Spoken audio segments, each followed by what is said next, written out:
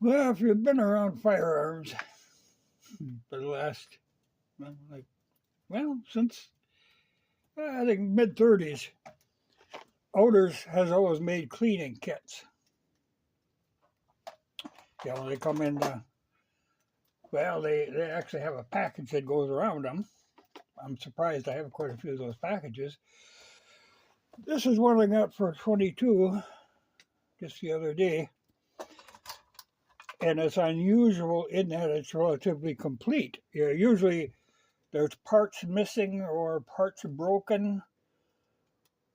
This one is pretty complete, and it's got a full tube of Gunslick, which is great.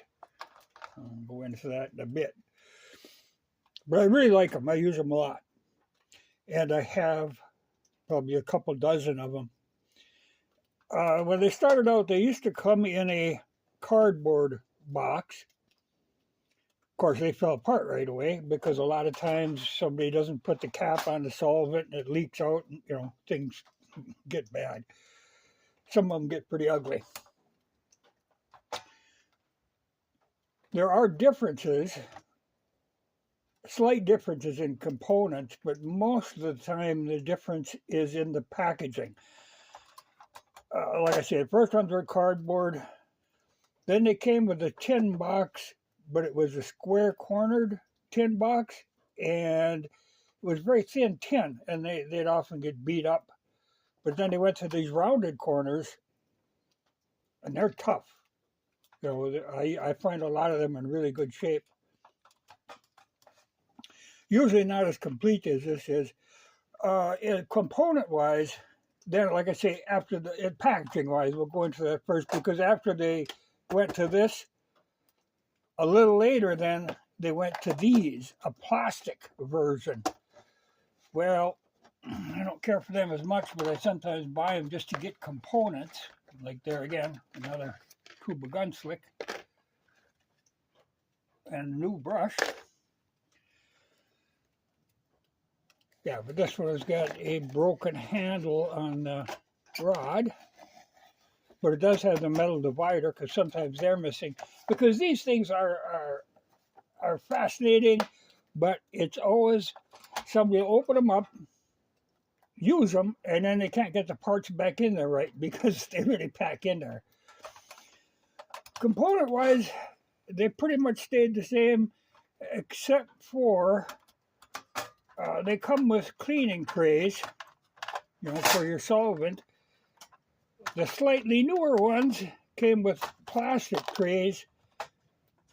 The older ones actually have metal. Well, that's another difference too, is the old oil bottle has a lead top to it. The newer ones have plastic. But here's the tray for this one is the metal tray. But they made wide variation in calibers on these things. This one is 22 rifle. Now they make a 22 pistol, or a bunch of different size pistol ones, but the box is shorter. I've got a couple of them. They're a little rarer than usually you run into 22 or 12 gauge or just a plain 30 caliber. But they're good. I like them, and I pick them up all the time. See, like right now, okay, now how do I get this back together? Sometimes you have to put the tray to get these under that metal thing. And sometimes they can have all kinds of weird other stuff added into them. I know I've got one that's got a set of 22 rods and 12 gauge rods all in the same box. Well, like I say, I buy them and then sort them out. Get things right back to where they're supposed to be. But boy, they were coming. Late 30s, they started selling them to the FBI. And then during the war, of course, they really pumped them out. But after World War II, then there was a lot of people, buying their shotguns and rifles. And so they sold a bunch of these. And they really had no competition. Well, they did. This same company makes them. They made them for Sears. They made them for Ward's. I think the Herders one might have been made by them. It's what they used to do. Somebody be making something and marketing it under a different name. But they pounded out a lot of them. So you run into them all the time. I mean, they're really common and they're good. I got no complaints. This stuff is pretty average. Your oil and your solvents. But this Gunslick stuff, I have actually. This one isn't in the box for some reason. This one has got the box. But putting these things back together is like a puzzle. Usually they're jumbled, which is why in frustrations, a lot of times people will throw away that metal tray that's supposed to hold the rods. But I have bought these just to get the Gunslick. It's a hell of it's a graphite-based lube, and what I really like it for is on my old Nagant, which I carry a lot of the time. See, the problem with Nagant, people always complain about the double action. Well, they run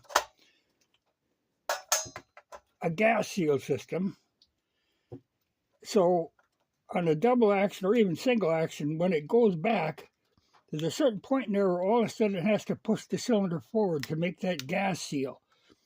And that's what screws people up on the double action. To do that, there's a block in here that goes up and pushes your cylinder forward. Well, if you got any friction on that, it's going to make a big difference on your trigger pull in double action. So, that Gunslick is a perfect tool for that. The perfect lubricant. Because like I say, it's graphite based. It isn't oil based, it's graphite. I do like them. Well, like I say, I got a couple dozen of them. I keep picking them up. The pistol ones are a little bit rare because why do you buy one for a pistol when you can buy the rifle one and just use one rod? The pistol one only comes with the rod with a handle on. Difference to rifle ones, they've got ball bearings in the handle. Shotgun ones don't because there's no rifling to deal with. I do like them. And I am in the habit of picking them up. But for my Nagant, Gunslick is the ticket.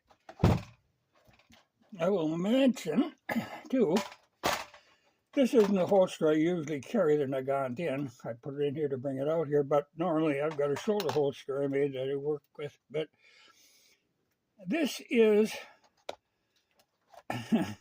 it's when they were going from a Nagant to a Tokarev. They made this holster that serves both purposes. With a Tokarev, you carry the spare mag in here. With a Nagant, you can put a couple of those 7-round paper packets in it. Made in Germany by a luggage company as part of war reparations for the Russians after World War II. Rather rare, very well built. It's a very well made holster, much better than the original Nagant holster. But I don't think they run across them very often. I actually have one of a similar design that's made strictly for the Tokarev that has the magazine going down this way. But this was the intermediate one when you were switching from Nagant to Tokarev. It would work either way. Nice heavy leather though. I do love these kits though. But it's always amazing when I get one that actually has all the components there. But like I say, it's a puzzle. Because now I think I gotta figure out how to get, well, this has got to go in here someplace. A lot of times you end up with stuff like this goes under the tray. Because this metal tray is removable. And I swear a lot of them never get put back in. but you can stick stuff like that underneath it. I have found sometimes like your Gunslick will be hidden underneath that tray. Boy, these were everywhere though.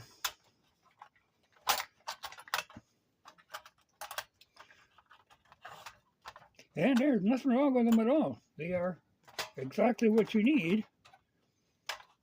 You just got to find the right one. Wide variety calibers. And different shotgun bores. Like I think, yeah, this one is a 12 gauge one, but I think this set here, I believe, is a 16 or 20. There's a difference too. The older ones will have a metal jag. Newer ones will go to plastic.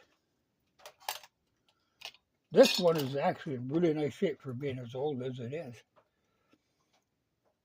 I do like them. Didn't set out to collect them, but I got them, and I use them.